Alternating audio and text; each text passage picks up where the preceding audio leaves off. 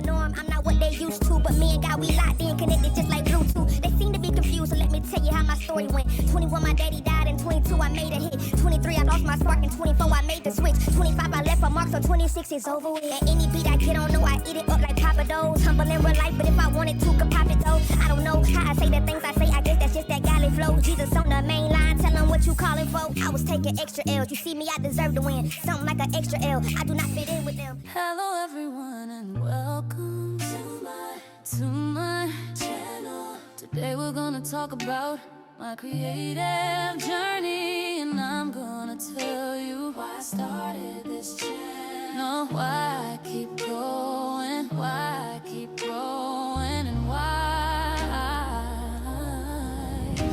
wanna share my journey with you. So let's go. This was absolutely the best job I could have ever picked. I love my people, my people, my people. I miss them, but I don't miss that it took a lot of my weekends. But the expenses of travel, it was much needed. Every time they get in the air, I FaceTime them. So I told you guys I was gonna keep y'all posted. So let me take you back. If you're new here, hey. But again, I am a mother, okay? I'm not a mom who left her children. I went from a stay-at-home mom of 5 years to a working mom to joint custody to relocation case to legal custody with all the summers, holidays, New Year's, access to them. When the other person want to make up, they got plans. FaceTime, in-town pop-ups, events, plays, birthdays, buying groceries every week, school stuff, deliveries, paying for their cell phones for years and currently, and traveling, and most important, their locticians and confidant, all of that, okay? And advocating through the courts when they voice their lack. A present mom, you hear? A God-fearing mom, you hear? But again, it just felt different because it was unheard of, but it's more common than you know. Only difference is I wasn't a resident, and I have to deal with that day-to-day.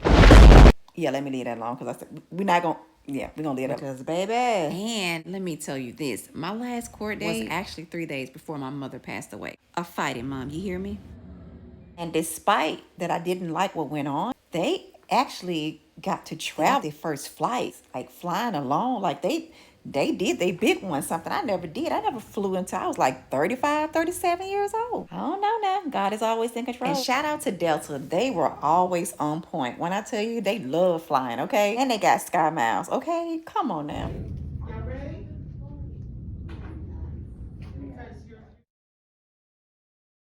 And even with all of that, I was getting that mom guilt. And then my mom was like, no, baby, no. I'm finna tell you this. You are still standing. So it got a little easier. But the process ain't for the weak, baby. But it wasn't worth my freedom. Then the other party would have won. A couple days after this drop off, my oldest came back with me. I did not want to separate them, but my oldest was adamant. He was adamant, okay? God made it happen. They may think they made it happen, but God made it happen, okay? So for anybody that's going through a custody battle, hold on, hold strong, stay strong, be a good parent, and just keep going. If you guys don't know, I look out for my 80-year-old uncle. And so I took my son to see him and let him know that he made it safely. Come on, me. I know. Come on. I said, what you call me? What up, what up? What up, what up, what up? Half of my heart was at peace, and my son was extremely happy. If you don't mind, subscribe. Stay tuned, stay tuned. I don't know